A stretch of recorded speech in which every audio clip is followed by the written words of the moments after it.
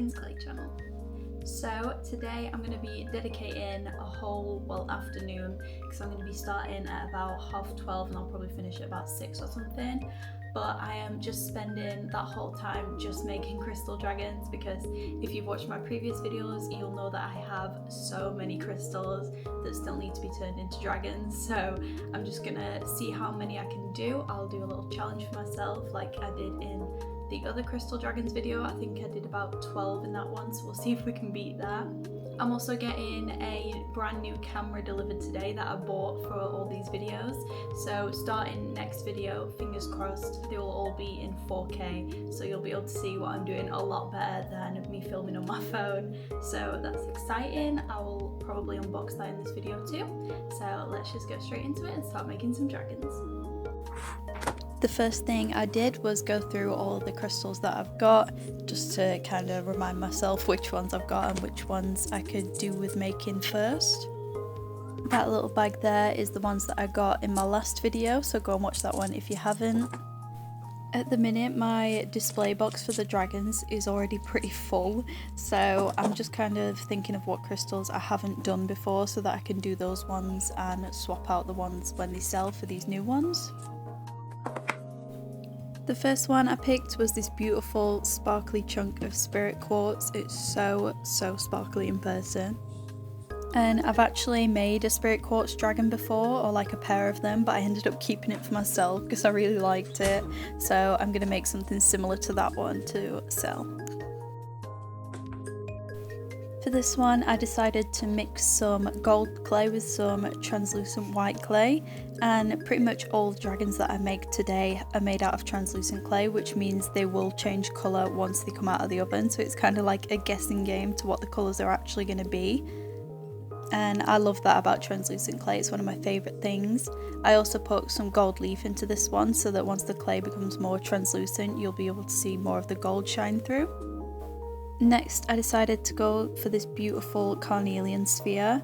It's got a nice little, I think it's called a druzy, when it has a little like sparkly cave in it, so I love that about it. And it's really weird colours too, so I wanted to kind of mimic that in the dragon. This is another crystal that I bought in my last video at the market. Because the crystal has so many like different colours and stuff going on, I did the same kind of thing with the colours of the dragon. So I used that translucent clay that I'd already mixed for the last dragons, and then I also added in some more gold and some more copper. I also used some copper leaf, and I made sure to position him so that the little sparkly part of the crystal is on show too. And this is how he came out. I was really excited to see what this one had come out like after it's been in the oven.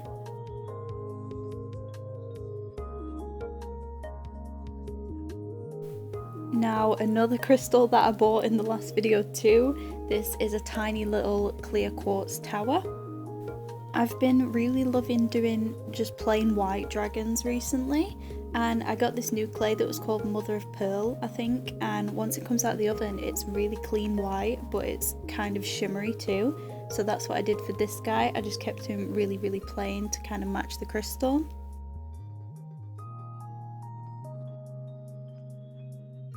I had a little dinner break and then got straight back to making some more dragons.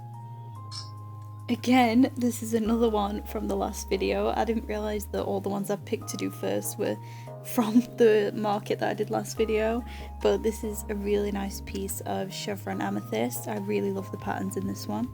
This one didn't exactly go to plan to what I originally wanted. I was trying to make a darker translucent purple to kind of match the crystal, so I mixed some black with some translucent purple, but as you can see it kind of just looks black. I did put some purple mica powder over the top, which is why it has that purple sheen to it, but it's not the colour that I initially wanted. But I think once he finished baking he looks quite different. So again, this is from the last video. This is a really nice chunk of, I think it's pronounced pink aragonite, but I've never had this crystal before, so I was really excited to try this one out. It has a really nice like baby pink and white colour to it, so I wanted to do something to kind of match that. Fimo actually does a gemstone rose quartz clay, which is like the perfect colour for this, and rose quartz, so that's what I used here. I also added some gold shimmer on top of it and some copper gold leaf as well to add a little bit of extra. This is the biggest dragon that I ended up making today. I've been really into making the teeny tiny ones. This is a tiny little chunk of rose quartz. I'm pretty sure this was a piece that my mum brought me back from Whitby. Again, I used that same rose quartz clay, and I'm pretty sure this is the smallest dragon that I made today. It was really tiny. I think I also mixed in some shiny rose gold clay as well into this one. This is how teeny tiny her head was. The little ones are so fiddly to do, but they're definitely my favourites.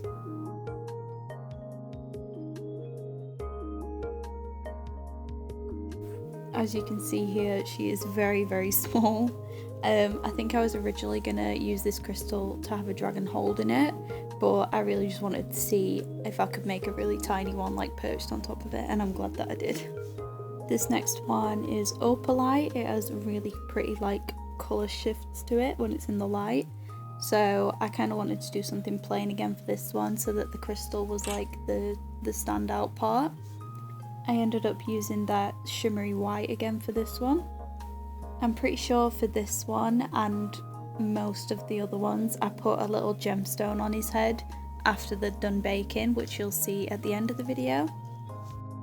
Next up is the one that ends up being my favourite if I had to pick. I'm pretty sure this crystal is orange calcite.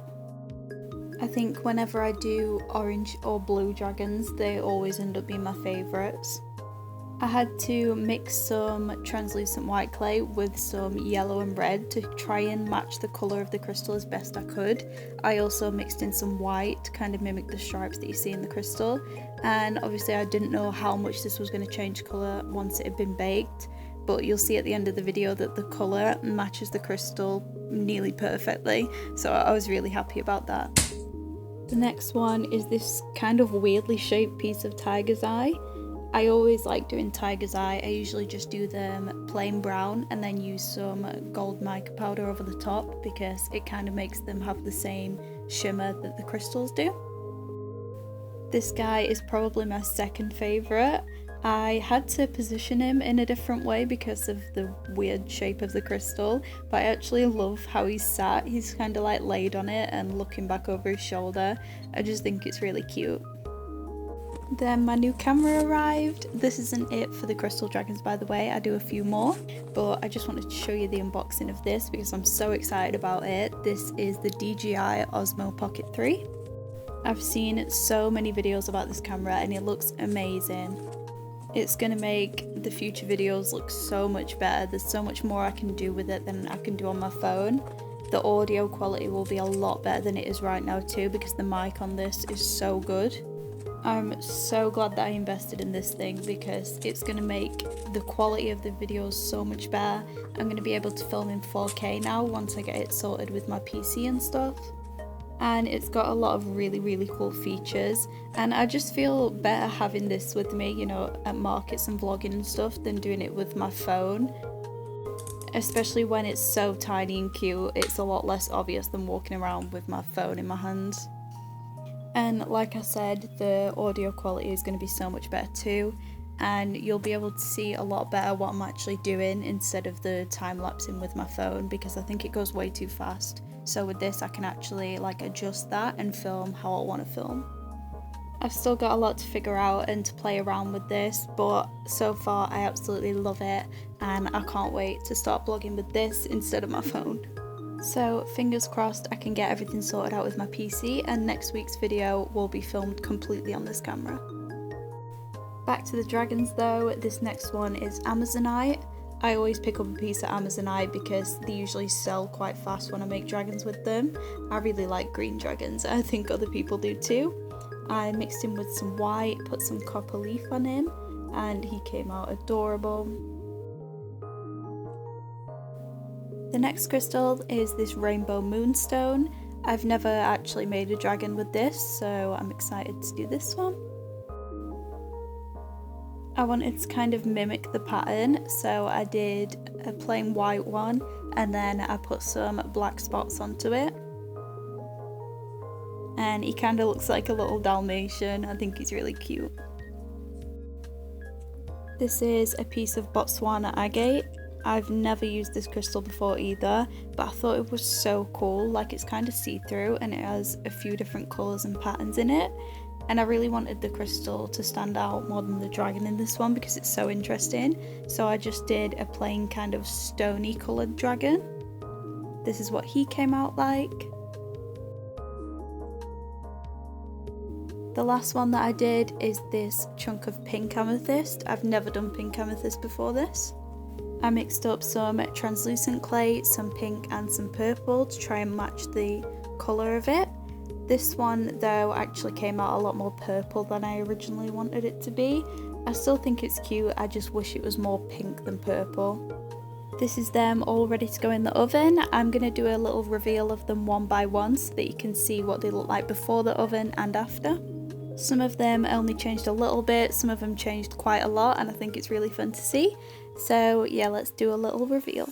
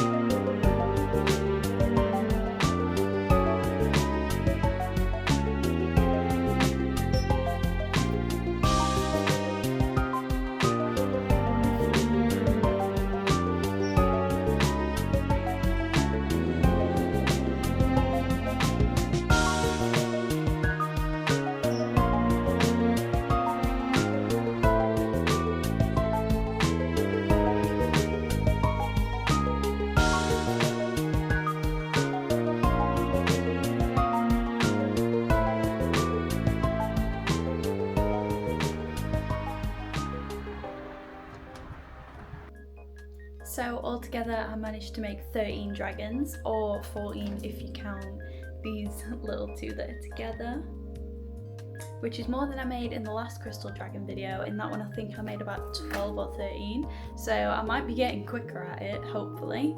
I actually have a market on Saturday at a care home, but my dragon display case where I put them all at markets is already full, so I don't know what I'm gonna do with these lots or where I'm gonna put them, but I'm gonna bring them with me anyway and try and figure it out. I'll try and take some footage as well with the new camera. Hopefully next week I'll be able to sort it all so that I can upload in 4K then, which will look so much better for the time lapses and stuff of me actually making stuff. So next week everything should look so much better quality, which I'm really excited for. So yeah, make sure to follow us on our other socials if you haven't, because I'll be posting more updates there on my Instagram and stuff. Thank you for watching this video, and I will see you in the next one.